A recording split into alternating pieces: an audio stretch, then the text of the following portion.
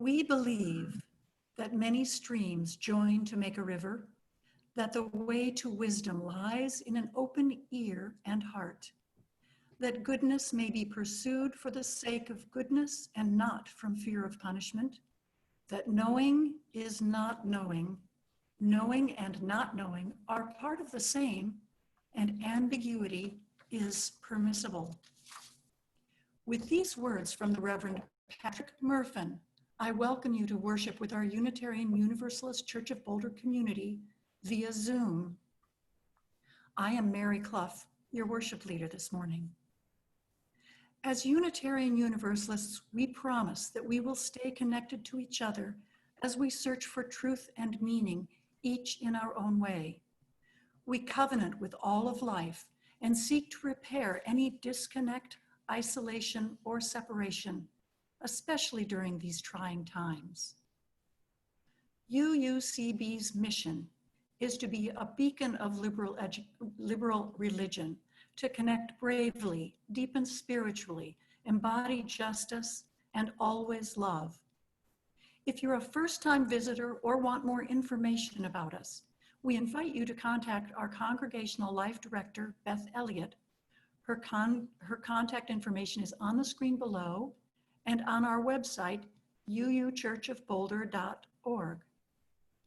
This month, our church pledge drive is underway. If you haven't returned your pledge card, please email or postally mail your pledges to Beth. Now, as we enter our time of worship, please silence your computer and phones. To mute Zoom, click on the microphone icon in the lower left of your computer screens. And if you are experiencing difficulties with Zoom, you can call or text Beth 505-250-6786, 505-250-6786, or email her directoruucb@gmail.com.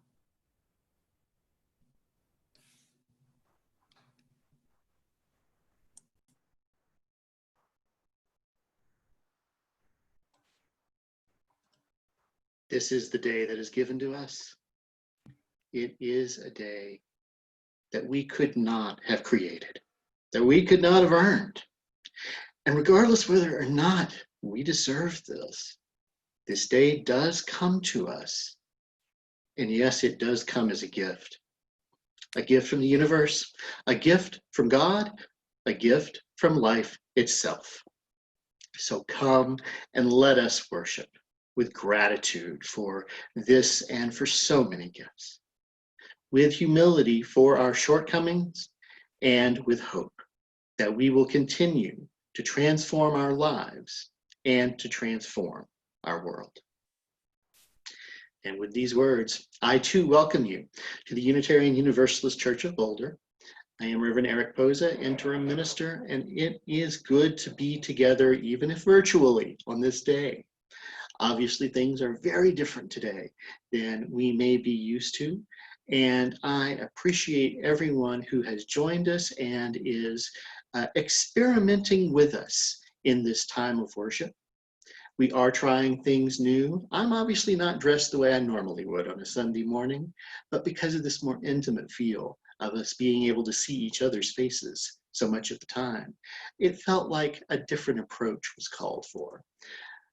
I do want to let people know a couple of details. We are, as you may have already noticed, going to be switching between live views of those of us participating in worship, speaking from our homes, and we also will be occasionally sharing the slides on the screen. As you may have noticed, there's a second or two of awkwardness where some other things appear on the screen when that's first turned on. Apologies that that's unavoidable, but bear with us, it'll be gone in 2 or 3 seconds. I want to particularly thank our music director, Deborah Hammond, and our accompanist, our pianist, Amanda Williams, for preparing and recording the music ahead of time, which will be shared during our worship. And thanks for the help from Amanda's spouse, Sam, who facilitated the recording process even while Deborah and Amanda were in different places. And I'm particularly glad, because of a change in our schedule, that something that happens in many other churches that hasn't worked for us before can happen now. It's common when there's both a lead minister and an assistant minister for both to have a role in worship. But Reverend Dana's schedule and her duties with family ministry when we meet in our sanctuary have not allowed her to be part of many of our worships, unless they were worships for all ages or times when she particularly was speaking. But those events are happening at different times now, so I'm pleased to have Reverend Dana sharing our meditation today as part of our service. With that, let us join together in the spirit of worship, our opening hymn. It's Building Bridges. And yes, we will be singing it as a round. So we'll invite you to sing along to the screen and to pick your part.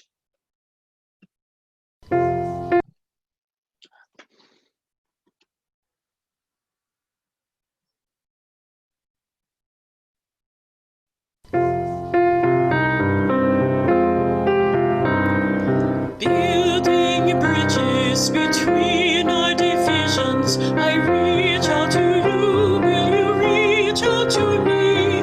With all of our voices and all of our visions, friends, we could make such sweet harmony. Building bridges between our divisions, I reach out to you, will you reach out to me? With all of our voices and all of our visions, with all of our voices and sweet harmonies, building bridges between our divisions. I reach out to you, will you reach out to me? With all of our voices and all of our visions, with all of our voices and sweet harmonies, building bridges between our divisions. I reach out to you, will you reach out to me? With all of our voices and all of our visions, with all of our voices and sweet harmonies, friends, we could make such sweet harmony. Friends, we could make such sweet harmony.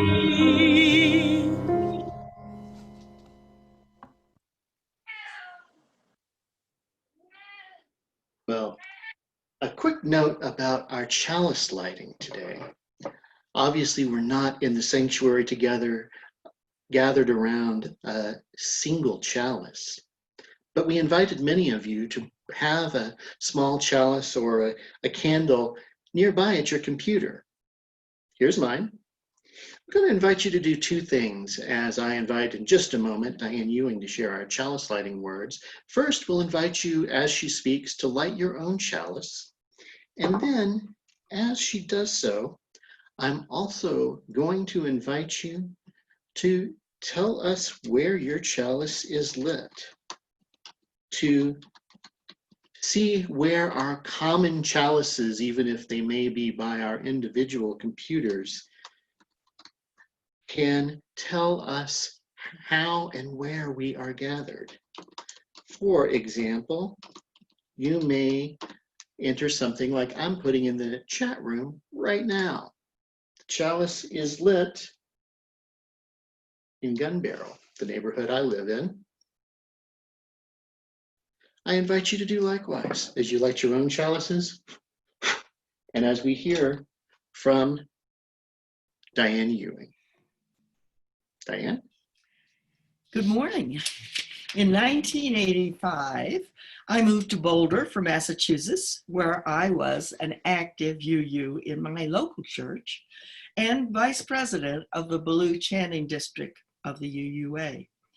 So it was natural that I would come to UUCB. In addition, my sister-in-law, or rather sister outlaw, Mary Jean Ewing, invited me to come to the UUCB too. I think I arrived on a Saturday in August, and I was at UUCB the next morning. I've been here every Sunday since, except when I was out of town or incapacitated. It was a tough time in my life then. I had recently separated from my husband of 25 years, and I came to Boulder for a new job, and I moved into his parents' home in Boulder, where they welcomed me. Of course, I soon found my own apartment and began living alone for the first time in my life. I have such gratitude for the personal welcome I got at UUCB and for the help from UUCBers to get me acquainted with the area and other groups. Social justice work and appreciation of science attracted me originally to Unitarianism. It was a short time before the merger of the Unitarians and Universalists. I was attracted to the generous spirit of Unitarians and their care for all people. And now, in this time of quarantines and social distancing, I appreciate all the care UUCBers are showing for our community. I light the chalice today for our generous community.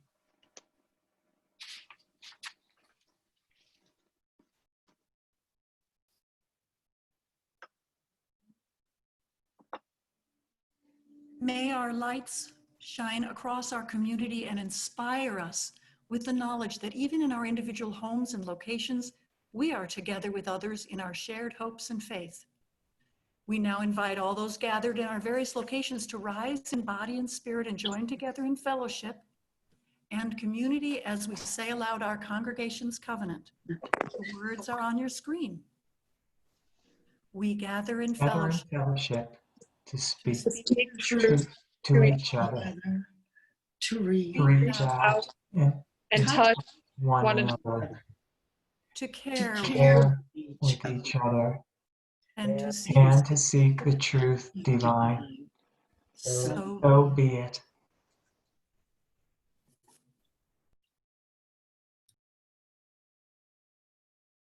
Well, the times are certainly still changing.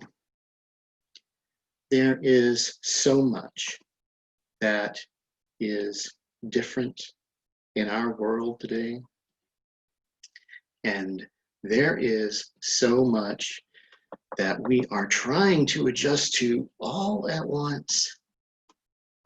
And through all of these changes, we're recognizing the need to build new routines for our lives, or at least we're seeing that some of our old routines just don't help us as much in these new times as they once did.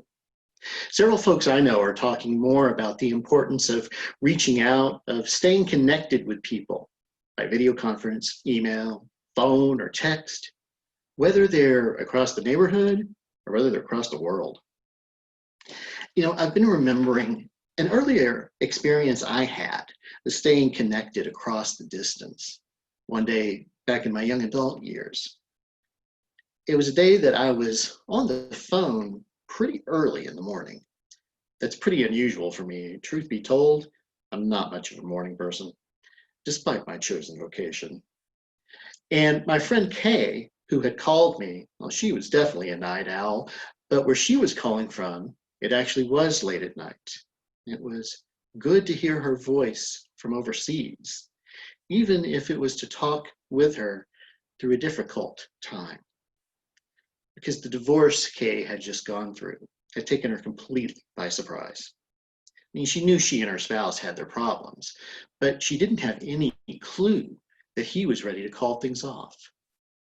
But there she was, facing huge changes in all of her hopes, all of her expectations of life.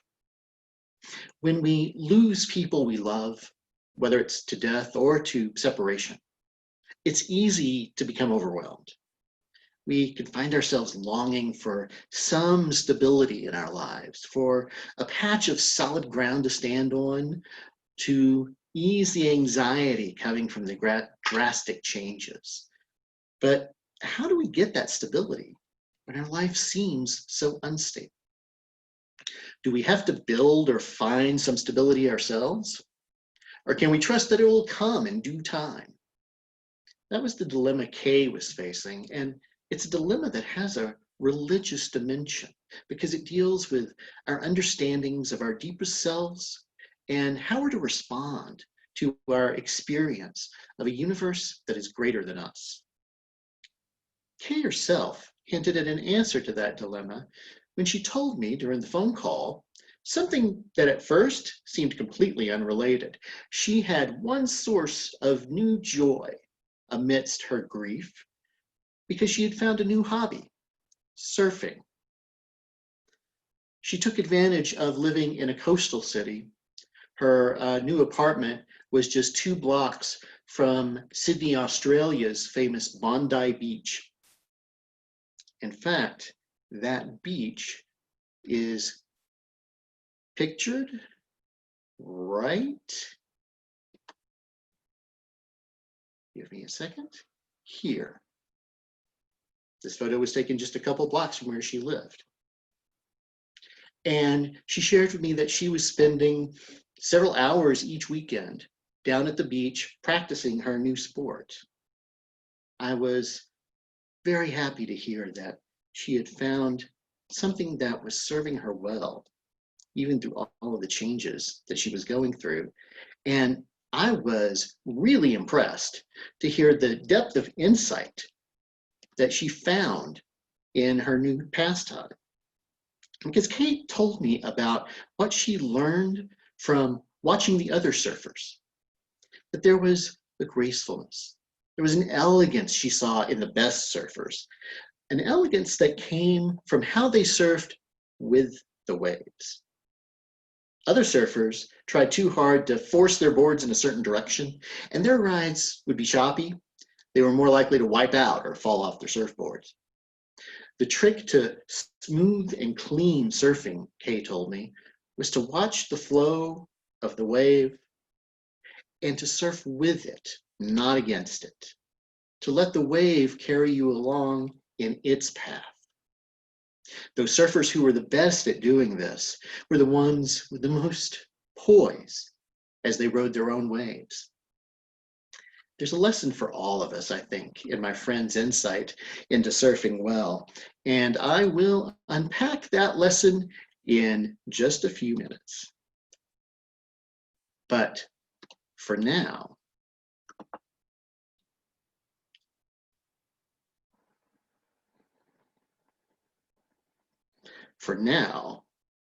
we will encourage you to join us once again in singing.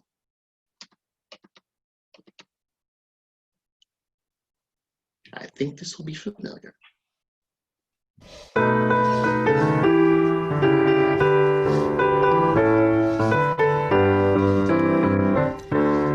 This little light of mine, I'm gonna let it shine. This little light of mine, I'm gonna let it shine. This little light of mine, I'm gonna let it shine. Let it shine, let it shine, let it shine. This little light of mine, I'm gonna let it shine. This little light of mine, I'm gonna let it shine. This little light of mine, I'm gonna let it shine. Let it shine, let it shine, let it shine.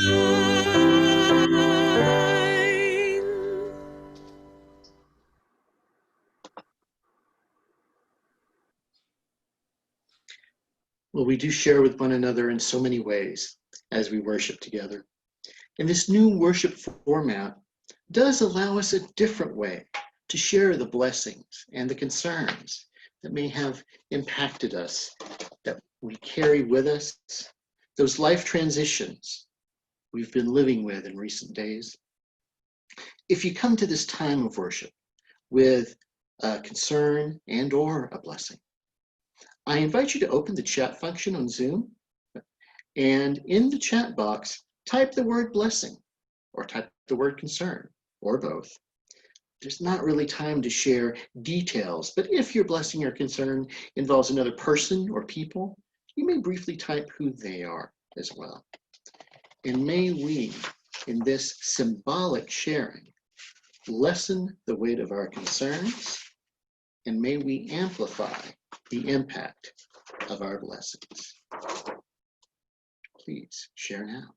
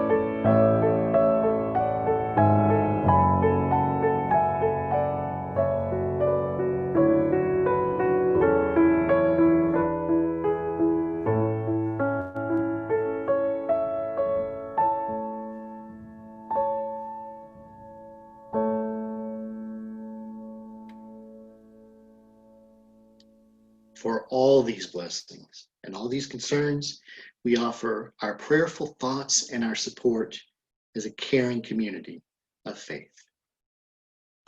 And now I invite Reverend Dana to lead us in meditation.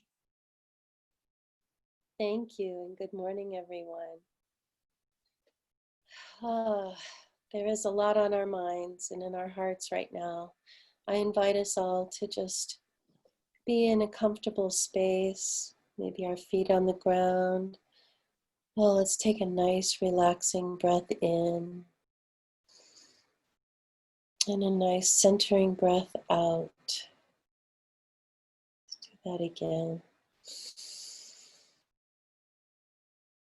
As we focus on our breathing,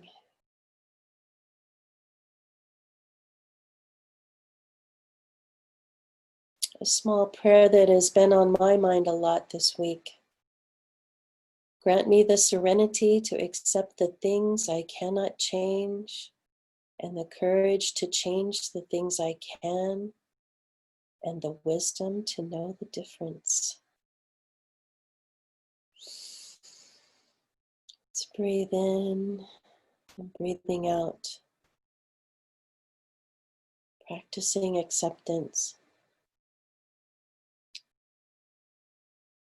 As we slip into a space of meditation, holding ourselves with gentleness and with ease. Our lives have been put on hold. This is the time of the great pause. So let it be a time of rest, a time of taking stock of our lives and life on this planet. The big questions are in front of us. Let us hold whatever arises with gentleness, acceptance, and love. Maybe it's fear, frustration, worries, disappointments. Breathe in and hold whatever arises with love. And breathe out and let it go. Breathing in, hold yourself with love and gentleness. And breathing out, let it go. Let all of the tensions and the anxiety go and settle into a time of rest. This is also a time of shifting perspectives.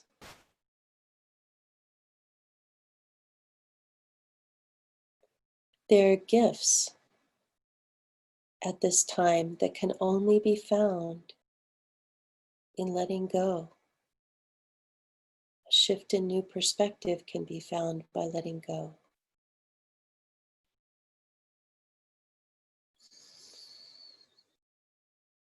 You're still breathing. The sun is still shining. And you are surrounded by love. You are deeply loved for the precious and beautiful human beings that each and every one of you are. Love is the key. It is still the key, and it always will be. Return to love again and again. Through it all, return to love. May it be so. Amen.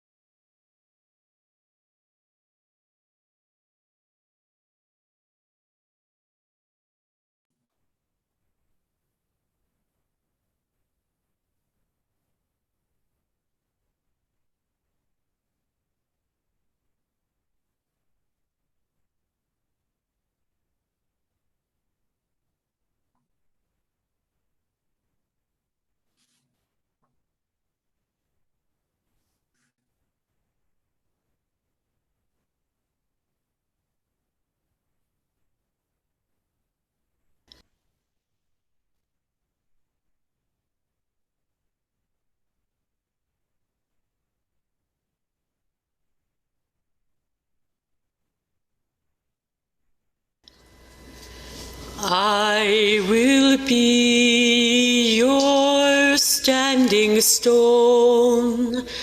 I will stand by you. I will be your standing stone. I will stand by you.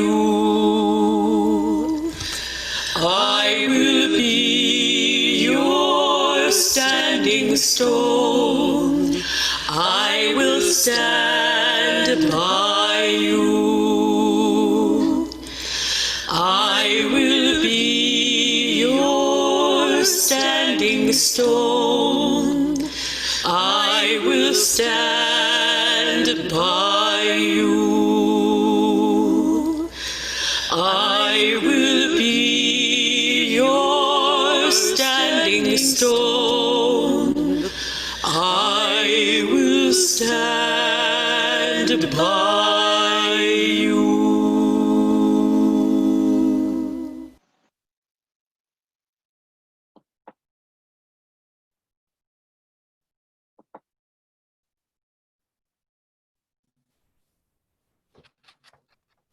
This next reading comes from the classic text of Taoist wisdom, the Tao Te Ching, chapter 8. It is attributed to the mythical Chinese sage Lao Tzu. The supreme good is like water, which benefits all creation without trying to compete with it. It gathers in unpopular places. Thus, it is like the Tao. The location makes the dwelling good. Depth of understanding makes the mind good. A kind heart makes the giving good. Integrity makes the government good. Accomplishments make your labors good. Proper timing makes a decision good. Only when there is no competition will we all live in peace.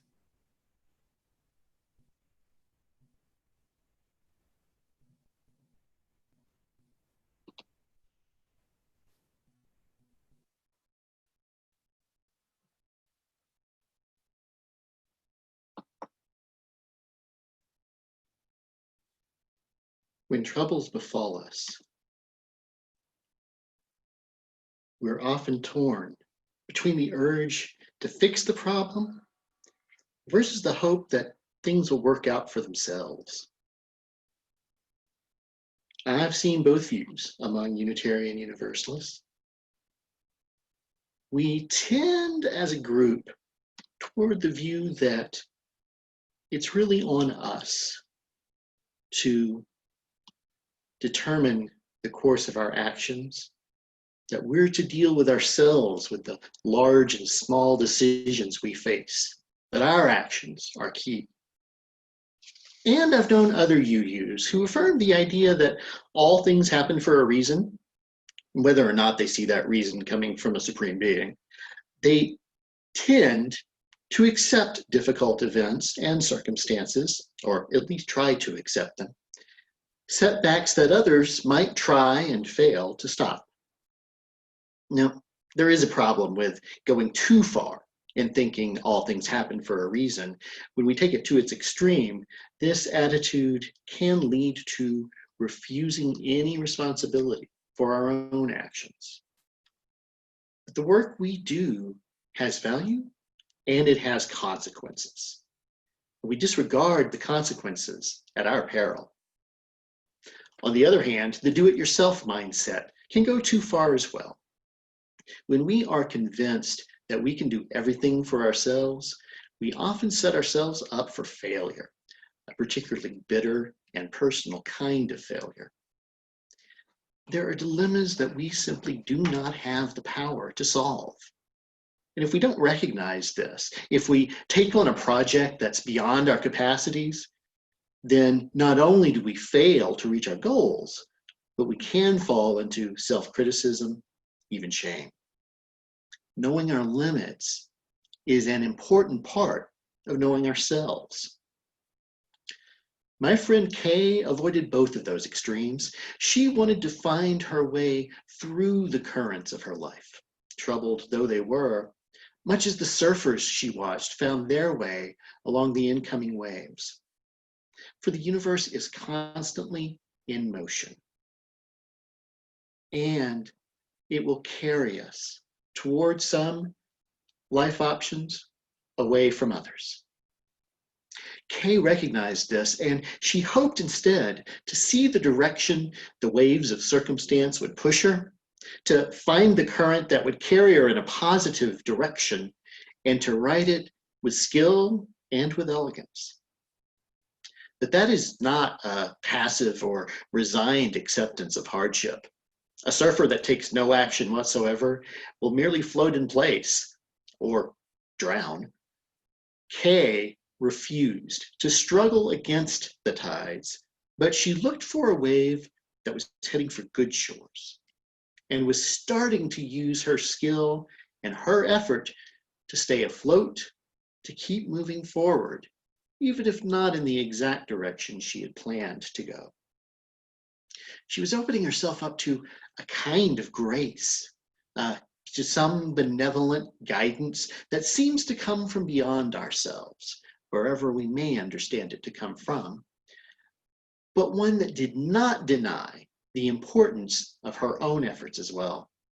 Kay called this the effort of effortlessness, and she was right on track to see it that way.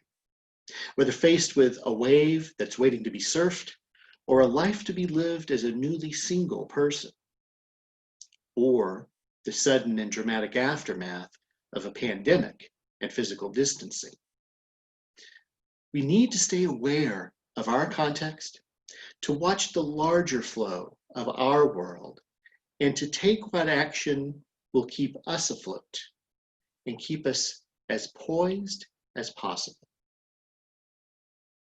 These are times of major and rapid disruptions to the lives of most people.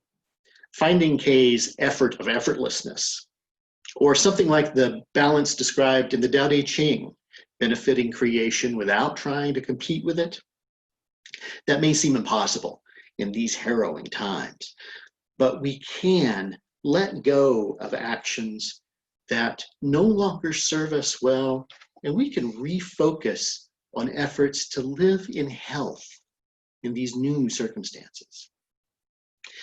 Now, I had planned to offer some specific advice on how to do so, but as it happens, a couple of days ago, there was a fellow Unitarian Universalist who released a video sharing much of the same kinds of counsel I had planned to offer. So with her permission, I share with you now this 3.5-minute video from the Reverend Susan Frederick Gray, the president of our National Unitarian Universalist Association.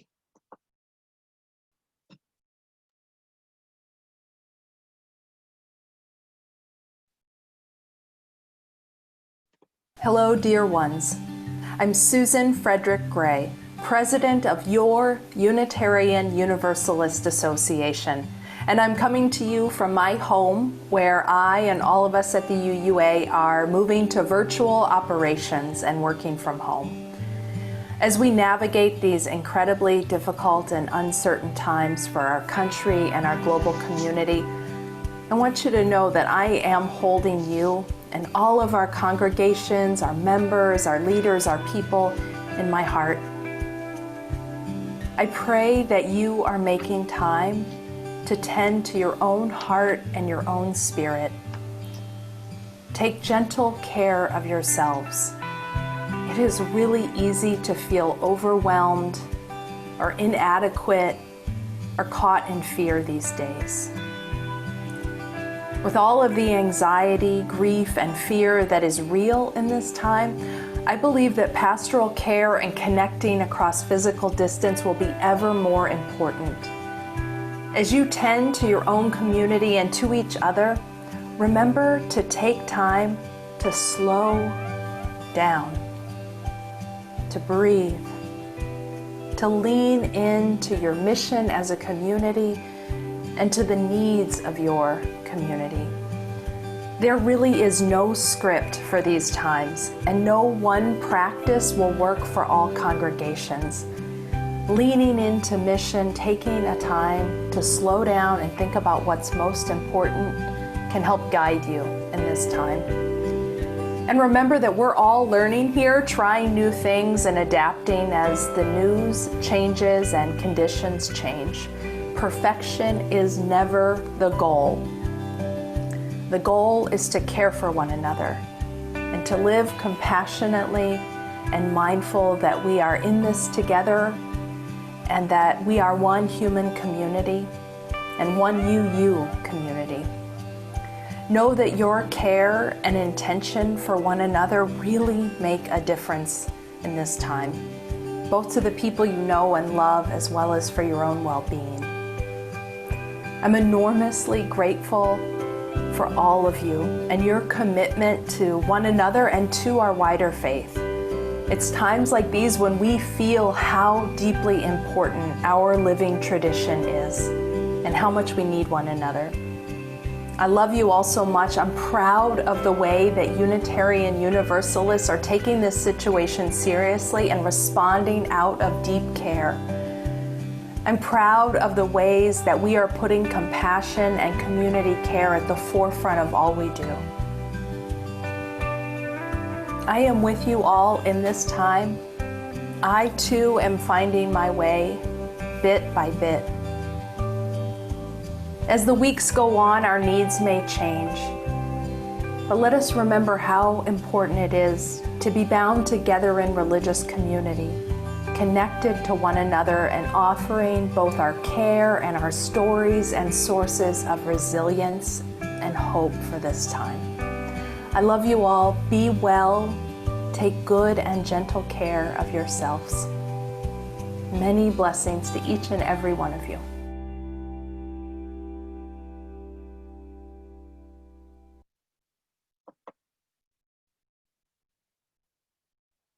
I so appreciate Reverend Frederick Gray's wise words here. And they mean something particular to our church now. These last several days at UUCB, our energies have been focused on establishing new online programs and ministries, or shifting ongoing activities onto the internet, like office hours, like community nights. That initial phase of work is now established, and kudos to all of our church staff who have been working intense, long hours to pull it off. But it's time, particularly for me and various lay leaders, to start exploring in more depth the individual needs of our members who do need extra care, and consider what we can offer. I have reached out to lay caregivers in our congregation, so if you're a pastoral care associate or on the caring committee, please check your email after this worship. I'll be working with these good folks in the next few days about meeting what needs we can among our members, and we'll communicate that with you all later this week. And I hope you are able to both reach out to loved ones who can feed your spirits in these hard times, and also to find one or two of our online church activities that work for you. Connecting bravely in this pandemic does not mean disregarding safety measures. It means finding ways to connect while maintaining that safety for ourselves and for others. Because by doing this, we can move through these challenges with at least a little more poise, with our lives a bit more balanced, as we too surf these incoming waves. So may it be for us all. Amen.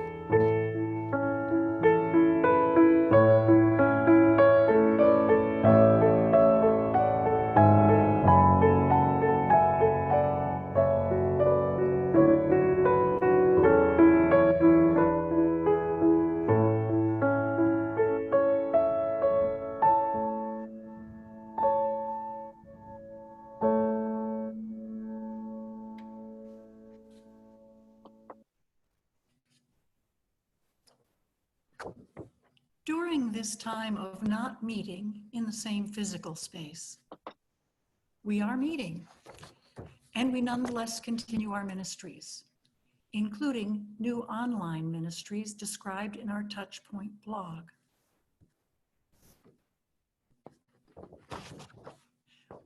We are continuing our support of our nonprofit partners through our Share Your Plate program during the month of March. We're splitting our offering plate with Cultivate, a local nonprofit formerly known as Boulder County Care Connect. This organization serves elders and others struggling with grocery shopping and delivery, making simple household repairs, yard cleanup, snow shoveling, and the like.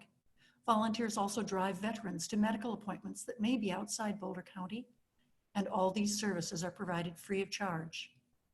We welcome donations through online giving as well as checks mailed to the church.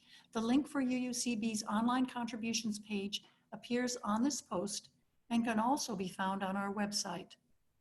May we be as generous as we can. We will now receive the offering as Amanda provides music.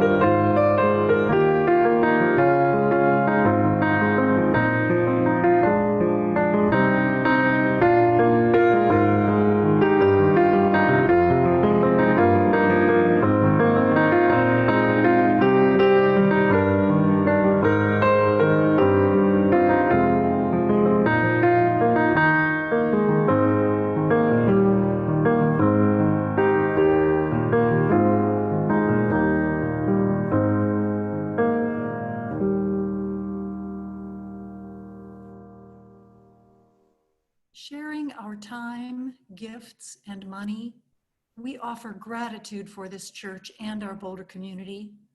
Thank you for sharing.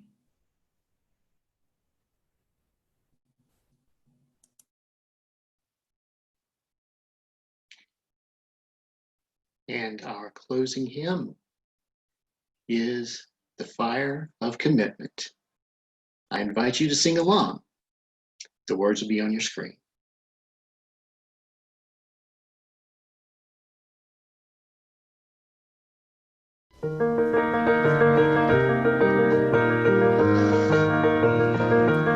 From the light of days remembered burns a beacon bright and clear, guiding hands and hearts and spirits into faith set free from fear. When the fire of commitment sets our mind and soul ablaze, when our hunger and our passion meet to call us on our way, when we live with deep assurance of the faith that burns within, then our promise finds fulfillment and our future can begin.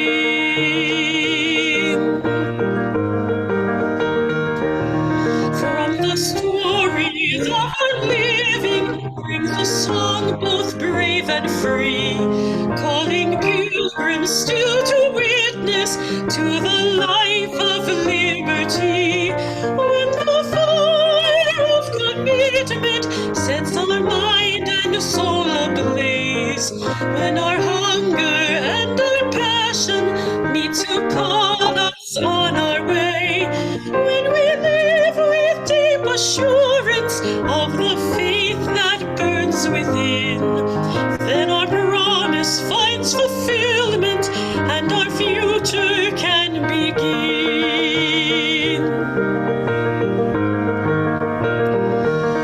From the dreams of youthful vision comes a new prophetic voice, which demands a deeper justice built by our courageous choice. When the fire of commitment sets our mind and soul ablaze, when our hunger and our passion meet to call us on our way, when we live with deep assurance of the faith that burns within, then our promise finds fulfillment and our future can begin.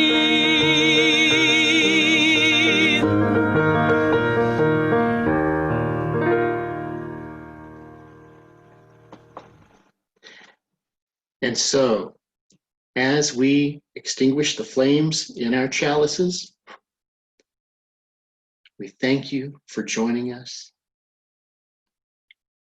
And we bid that you go forth from this sacred time, from these many places where we are gathered, knowing them both indeed to be sacred.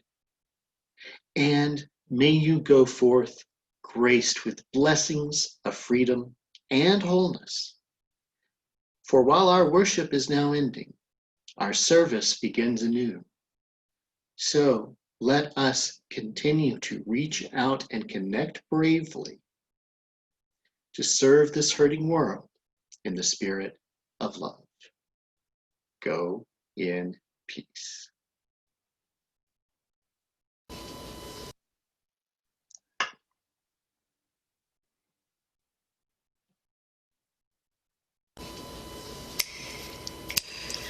You gotta put one foot in front of the other and lead with love. Put one foot in front of the other and lead with love. You gotta put one foot in front of the other and lead with love. Put one foot in front of the other and lead with love. You gotta put one foot in front of the other and lead with love. Put one foot in front of the other and lead with love.